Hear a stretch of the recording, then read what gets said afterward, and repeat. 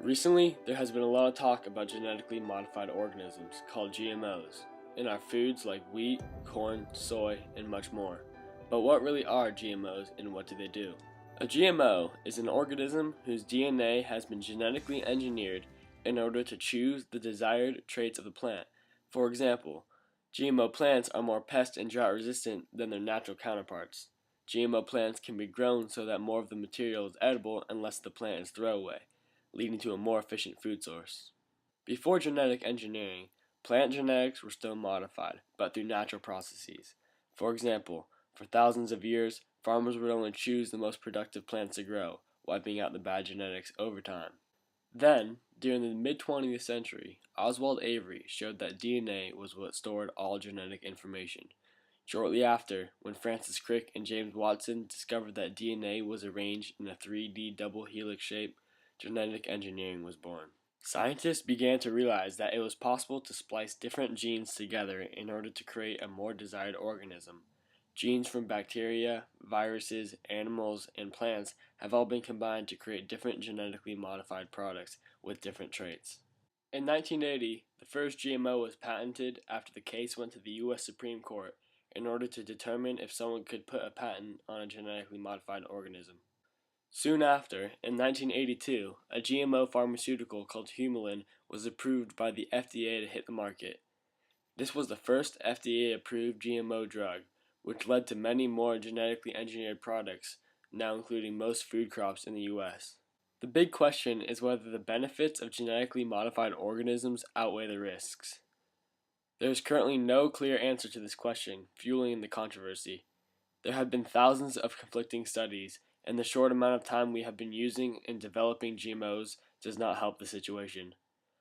At this point, nobody knows all the possible long-term effects GMOs could have, but the two main areas of study on genetically modified organisms relate to health effects and environmental impacts.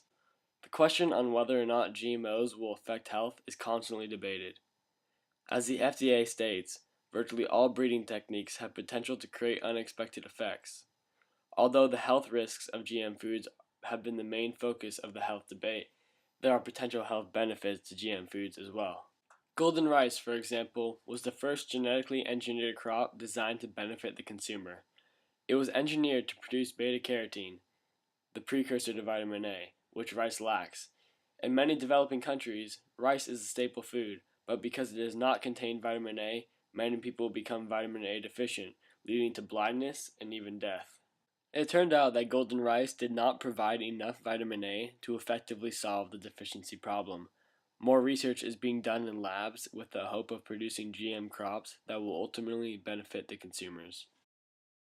There is very little reliable evidence showing serious health risks from GM crops. Genetically modified organisms have been consumed for over 30 years now, and there are no direct links to serious, life-threatening issues.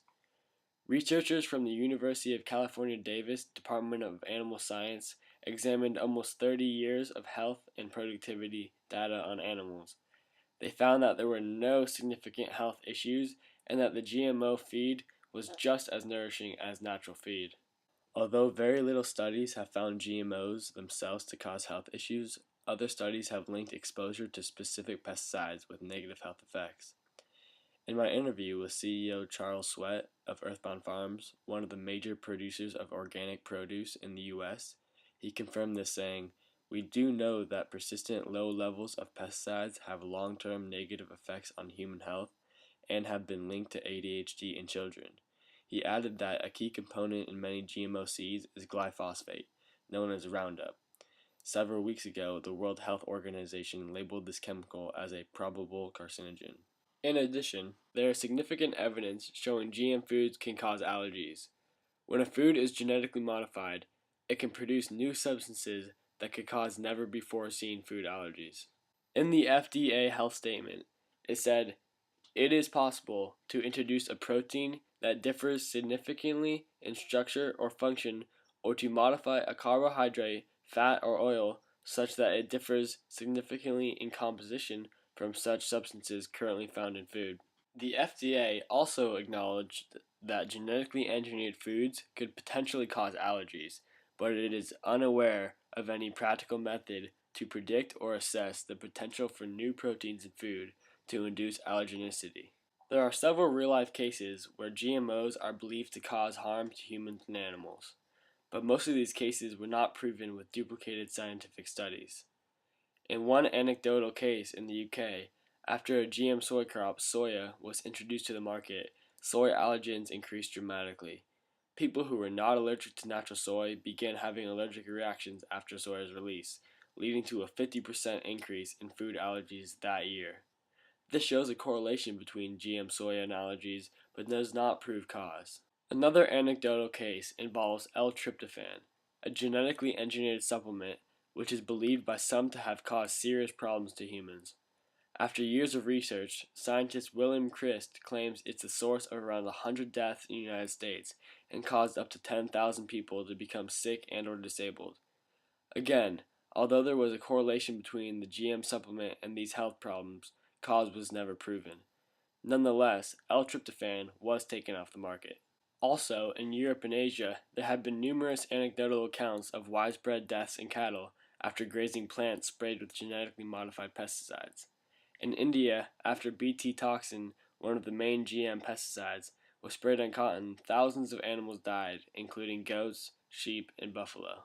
Although people mostly focus on the possible health risks, the environmental effects of GMOs are just as important. There are substantial environmental benefits to GMOs, just as there are environmental risks.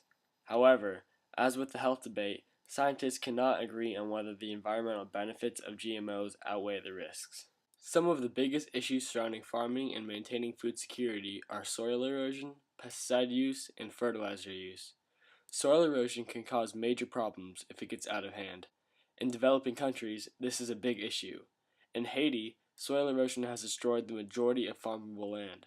In the United States, the Dust Bowl is a prime example of extreme soil erosion, leaving the Midwest farmers without fertile land to grow their crops.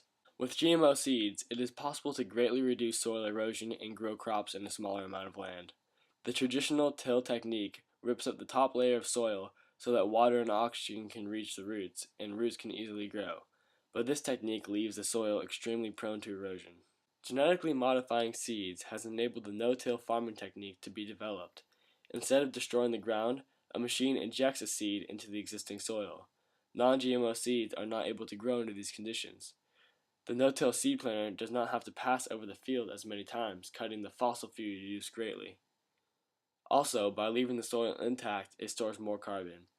In 2012, the no-till farming technique was so efficient it was equivalent to removing 27 billion kilograms of carbon dioxide from the atmosphere, or equal to removing 11.9 million cars from the road for 1 year, according to Peter Barfoot and Graham Brooks.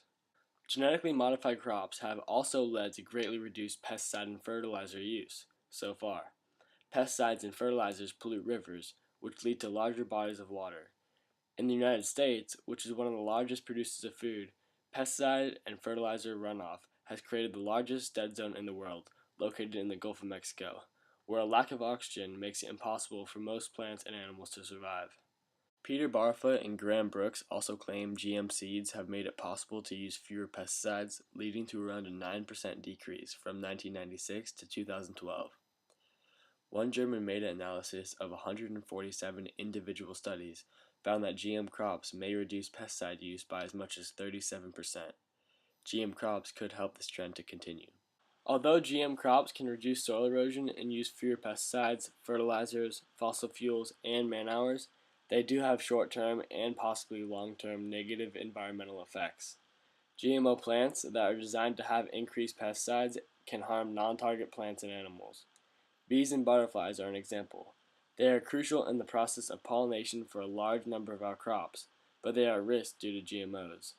The increased natural pesticides in GM crops are toxic to bees and butterflies, and the lack of these important animals can cause major problems to the environment, according to Emily Glass from One Green Planet. In reference to the German study, crops that have been modified to produce their own more potent pesticides may allow farmers to apply fewer external pesticides, but the built-in pesticides still have negative impacts, including harming non-target species.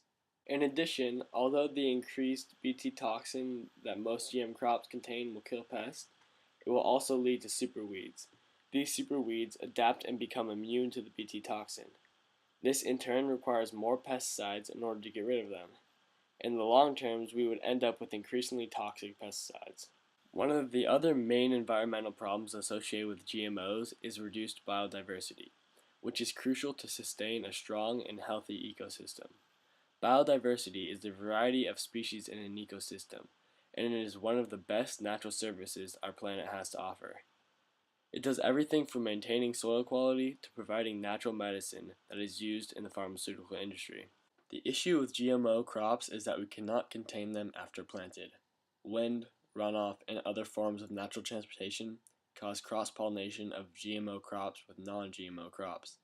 Charles Sweat, the CEO of Earthbound Farms, said, GMOs cannot be controlled in the open, so there is risk that cross-pollination of GMOs can proliferate and cause harm to other non-GMO crops. Most GM crops are grown using the monocrop technique. Monocropping is when only one type of crop is planted in a large quantity to maximize yield and profit. Although this technique is the better farming option economically, it greatly increases risk of disease and decreases biodiversity as well as soil quality. After researching and reading many studies, I have found myself wanting more information. I believe that to truly find out whether the benefits of genetically modified organisms outweigh the risks, we need to have more long-term, duplicated studies that are done by people not driven solely by their own economic interests. Until that time, I think that consumers have the right to know whether they are choosing a GMO product or not. I believe that every GMO food product should be labeled so that consumers who do not want to take the risk of eating and or supporting GMOs have that option. As the CEO of Earthbound Farm stated, the key issue is that all foods produced with GMO items should be labeled as such so consumers can make an informed decision on the foods they buy. As for the environment, I believe there should be more precautions in place. Before the release of any new genetically modified organisms, there should be extensive testing to prove its safety. However, I also believe that it is impossible to stop the production and distribution of genetically modified crops because it already has become too embedded in agriculture. According to the Center for Food Safety, over 75% of foods in supermarkets contain GMOs. I believe that the GMO movement cannot be stopped, but should have more regulations and research to ensure safety of the people and the environment.